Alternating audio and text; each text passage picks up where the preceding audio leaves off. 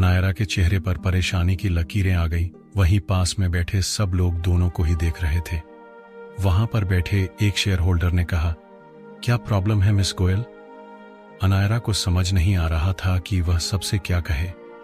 अनायरा मन ही मन सोचने लगी, मैं इन सबसे यह बात छुपा नहीं सकती क्योंकि सबने कंपनी में इन्वेस्ट किया हुआ है। ऐसे में कंपनी की कोई भी बात इससे छुपा नहीं सकती।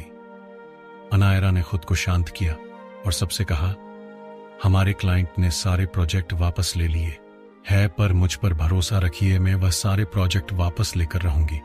तभी बीच में वही इन्वेस्टर बोला जो काफी यंग था, पर वह काफी शांत लग रहा था, या फिर यह कहे कि वह काफी शांत था। उसने अनायरा की ओर गौर से देखा। एक पल के लिए वह उसकी खूबसूरती में खो चुका था। वह इंडिया के टॉप एक्टर्स में आता था। वह एक्टर तो था ही, पर वह बिजनेसमैन भी था। उसका खुद का भी बिजनेस था, साथ ही उसने बाकी कंपनी के शेयर भी खरीद रखे थे। उसमें से अनायरा की कंपनी भी आती थी।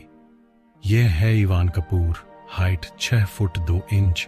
उसकी उम्र 26 साल थी, दिखने में हीरो से कम नहीं। वैसे तो ये बॉलीवुड के टॉप मोस्ट हैंडसम एक्टर है और लड़कियों के बीच ये काफी पॉपुलर भी है, पर आज तक उसने कभी कोई गर्लफ्रेंड नहीं बनाई। वह लड़कियों के मामले में हमेशा दूर रहते थे। वह बस अपने करियर पर फोकस करना चाहते थे और अनायरा की कंपनी में इन्वेस्ट करने के पीछे उसका कोई गोल भी था जो आगे चलकर पता चलेगा। इवान ने अनायरा की ओर देखकर सर्द आवाज में कहा, मिस गोयल, आप ये भूल रही है कि मिस्टर डेविड का ऑफर अभी तक वैलिड है। सब जानते हैं मिस्टर डेविड आपके साथ काम करना चाहते हैं। सबको पता है मिस्टर डेविड अमेरिका के टॉप रिचेस्ट मैन है। फिर आपने अब तक उसकी ऑफर को एक्सेप्ट क्यों नहीं किया? अगर अभी तक वह आपके साथ काम करना चाहते हैं तो यही एक रास्ता है जिसे कंपनी वापस फिर से टॉप पर आ सकती है। कंपनी को काफी फायदा भी होगा। हमेशा कम बोलने वाला इवान आज काफी कुछ कह गया और उसकी बात में दम भी था, जिसे सारे इन्वेस्टर उसकी बात से अग्री हो गए। वही इवान की बात सुनकर अनायरा का चेहरा सर्द हो गया। वह अपने इन्वेस्टर से कुछ नहीं कह सकती थी क्योंकि कंपनी के बुरे हालात में भी सब उसके साथ में खड़े रहते थे। इसलिए उसने कुछ न कहना ही बेहतर समझा क्योंकि उसे अभी काफी गुस्सा आ रहा था। वह नहीं चाहती थी कि उसके गुस्से की वजह से कोई गड़बड़ हो। अनायरा ने एक गहरी सांस ली। फिर उसने बिना एक्सप्रेशन के इवान से कहा, अभी कंपनी का काफी लॉस हो चुका है। ऐसे में हमने उसके प्रोजेक्ट को एक्सेप्ट किया तो हमें और भी इन्वेस्टर्स की जरूरत पड़ेगी, और अगर ऐसा हुआ तो हमें क्या फायदा होगा? मैं आप सबकी बात समझ सकती हूँ। अभी तक मैंने मिस्टर डेविड की ऑफर को रिजेक्ट नहीं किया है। अभी तक हमारे पास 2 दिन का वक्त है, मैं कुछ करती हूँ, पर आप मुझ पर भरोसा रखिए, मैं आपके भरोसे को कायम रखूंगी।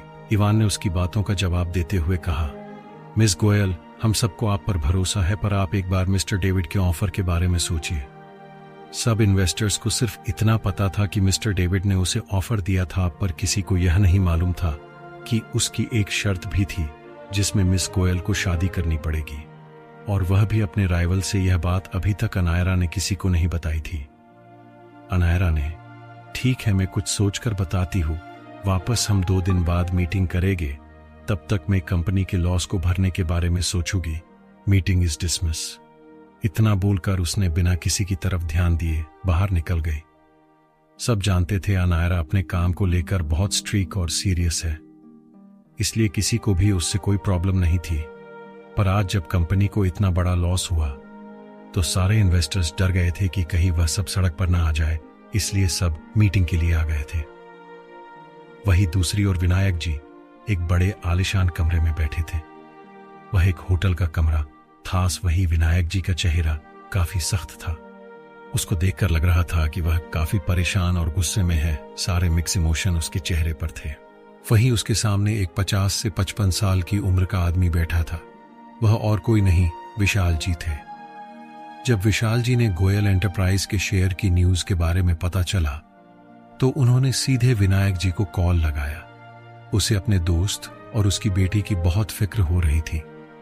विनायक जी ने कहा था कि वह मुंबई में ही है, इसीलिए दोनों विशाल जी की होटल, मतलब जिस होटल में कल अक्षत और अनायरा मिले थे, उसी होटल के कमरे में विशाल जी और विनायक जी बैठे थे। वही विनायक जी के पास पड़े कॉफी टेबल पर एक फाइल पड़ी थी। उसको देखकर लग रहा था कि वह हॉस्पिटल की फाइल है। वही विशाल जी के चेहरे पर भी कुछ मिले जुले भाव थे। विशाल जी ने विनायक जी से कहा, तू ठीक है? विनायक जी परेशान होते हुए बोले, मैं क्या करूं, मुझे कुछ समझ नहीं आ रहा। मैंने अनायरा को काफी समझाया पर वह मेरी बात सुनने को तैयार ही नहीं है। शादी के नाम से ही वह दूर भागती है। कल रात भी खाने पर मैंने शादी का जिक्र किया तो वह आधा खाना छोड़कर चली गई। अब तू ही कुछ कर, अब मैं तुझ पर ही भरोसा कर सकता हूं। और आज यह सब कुछ हो गया। अनायरा सब कैसे हैंडल कर पाएगी? एक तो वह कभी किसी से हेल्प भी नहीं लेती, ऐसे में सारी सिचुएशन को कैसे हैंडल करेगी? विशाल जी, मेरे पास एक रास्ता है। एक काम करते हैं, आज रात हम फैमिली डिनर करते हैं। कुछ न कुछ बहाना बनाकर वहीं पर हम अनायरा और अक्षत को भी बुला लेंगे। विनायक, मुझे नहीं लगता कि अनायरा आएगी। आज कंपनी में जो भी हुआ वह उससे काफी परेशान है। मैं अपनी बेटी को ऐसे परेशान नहीं देख सकता। तभी उस कमरे का डोर नॉक हुआ। डोर के नॉक होते ही विशाल जी ने स्माइल करते हुए कहा, तेरी प्रॉब्लम का सॉल्यूशन आ गया। इतना बोलकर वह डोर ओपन करने के लिए चले गए। वही विनायक जी विशाल जी की बात को समझ नहीं पाए कि आखिर वह कहना क्या चाहता है। वही विशाल जी ने जैसे ही डोर ओपन किया, उसके सामने अक्षत ब्लैक शूट ब्लैक गोगल्स में बड़े ही रौब के साथ खड़ा था। अक्षत को देखकर विशाल जी ने उसे मुस्कुराते हुए अंदर आने को कहा। अक्षत अंदर आया। करीब 1 घंटे बाद विशाल जी, विनायक जी और अक्षत बाहर निकले। विनायक जी के चेहरे पर मुस्कुराहट थी, वही विशाल जी के चेहरे पर भी मुस्कान थी कि उसके दोस्त की प्रॉब्लम सोल्व हो गई। वही अक्षत के चेहरे पर आज न दिखने वाली एक डेविल स्माइल थी, जिसका राज तो वह सिर्फ वही जानता है। वही अनायरा अपने कंपनी के कामों में डूबी हुई थी, पर उसे बार बार इवान की कही बात याद आ रही थी। उसे समझ नहीं आ रहा था कि वह अब क्या करे। तभी उसके फोन पर एक कॉल आया। कॉलर आईडी पर शो हो रहे नाम को देखकर अनायरा की भौहें जुड़ गई। उसने अपने आसपास देखा। वह केबिन में अकेली बैठी थी। उसने रिमोट से केबिन के डोर को लॉक किया और कॉल रिसीव करते ही गंभीर आवाज में कहा, मैंने तुमसे कितनी बार कहा है कि अगर कोई इमरजेंसी हो तो मैसेज करके कॉल करना, फिर भी तुमने कॉल क्यों किया?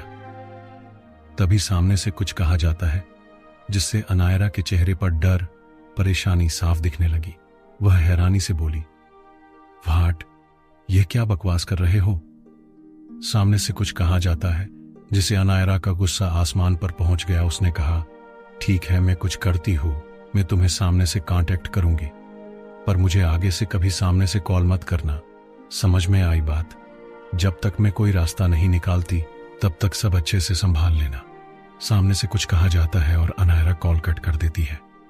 अनायरा के फोन पर उसके पापा का मैसेज आया हुआ था।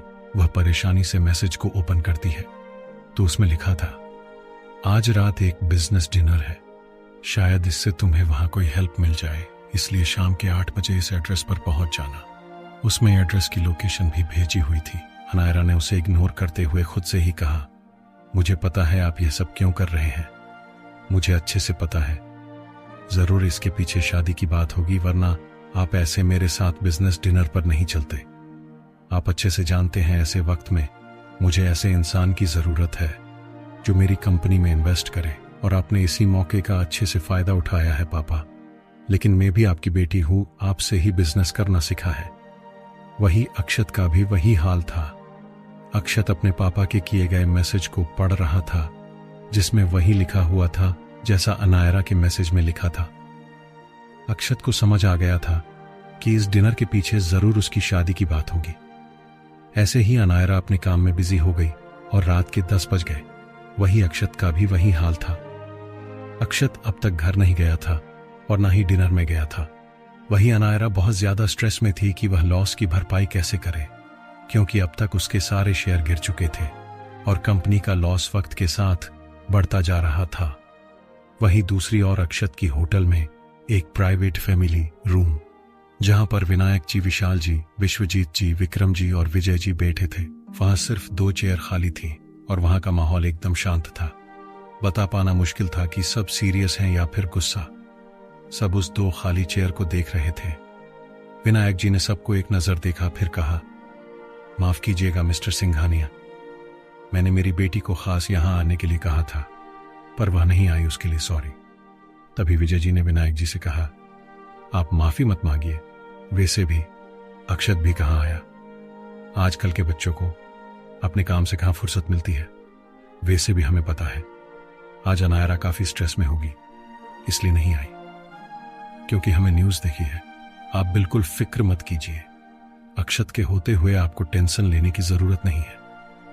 रही शादी की बात तो हम कुछ ना कुछ सोच ही लेंगे, बस आप शादी की तैयारी कीजिए। अक्षत शादी के लिए जरूर मानेगा।